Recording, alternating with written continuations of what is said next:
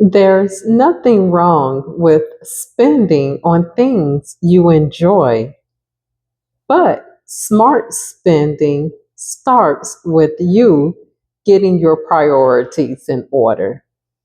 Hi, my name is Ann, and I have a blog called Just Sharing. And Just Sharing explores financial and health wellness conversations. Let's talk about it today. I am looking at my article I put on my blog about 6 days ago, and it's called Smart Spending: How to Make Every Dollar Count Without Feeling Deprived, right? Let's talk about it. Today, being smart with money means making sure it works for you and it's not disappearing without a trace. Also, it means spending with intention, right? So that you can live with freedom. I have to say that again. Let that sink in. It also means spend with intention so that you can live with freedom.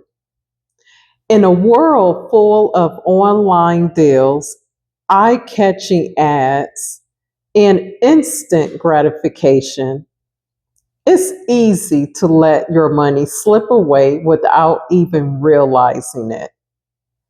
But smart spending isn't about being cheap. So, no, you're not being cheap, you're being smart, and it's about being intentional.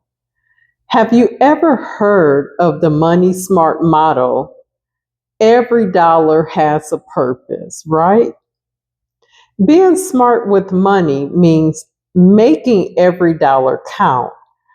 Whether you're trying to save money, pay off debt, or just get your finances under control, mastering the art of smart spending is one of the most powerful habits that you can have. So let's deep dive into it. Smart spending, it involves not just spending for the sake of spending, it targets 5 different sectors. And here are 5 sector practical ways to start smart spending and still enjoy life along the way so that you're not feeling deprived, right? Number one, track where your money goes, right? You got to track it so you know what's coming in, what's going out. You can't improve what you don't measure. So you could take a week, you could take a month, however you decide to track your money.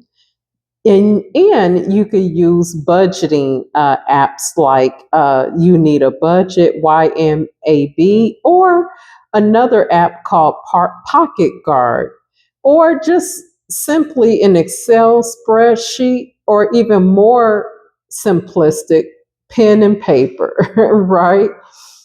Number two, you could separate the needs from the wants. Before spending, you want to ask yourself an important question.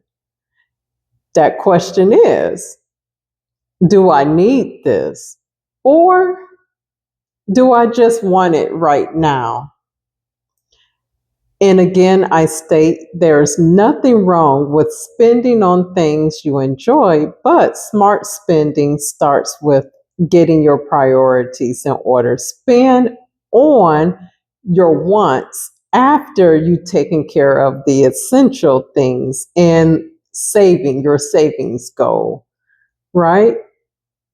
Number three, if I could put my fingers up, number three, use the 24-hour rule. When you're tempted to buy something that's non essential, you want to wait 24 hours. Why? Why do you want to wait? Because most of the time, that feeling of impulsive shopping will fade. So you want to wait that 24 hours. Number four, cash in hand, control in mind. So when you have cash in hand, it's hard to let that cash go. So in my article, I stated, go old school, right? Get some cash out of the ATM. And then when you do that, you want to set a cash limit. You want to set that limit. And I read and some research has shown that when you feel your cash leaving from your hands, rather than swiping your card or even me tapping my phone, tapping, using the iPay or the Apple Pay, iPay, or Google Pay, you're tapping your phone. No, you want to have some cash in hand so you can see what you're spending, right? And that'll help. And then number five, you want to budget for fun. Smart spending doesn't mean cutting out the joy, it just means that you could do, like, just stick to a budget when you're planning for things. So smart spending doesn't mean cutting out the joy. One of the best ways to stick to a budget is to build a fun money, guilt free, whether it's $50 a month for takeout or movies or self care. Make it part of your plan, right? Right. So smart spending equals financial freedom. Being intentional with your money isn't about restriction. We don't want to feel restricted. We want to be able to save, pay off debt, invest, but you want to spend smart if you got to spend, because you don't want to deprive yourselves. And what that means is it's about freedom. It means you're in control. You're buying things that add value, not just things that fill the moment.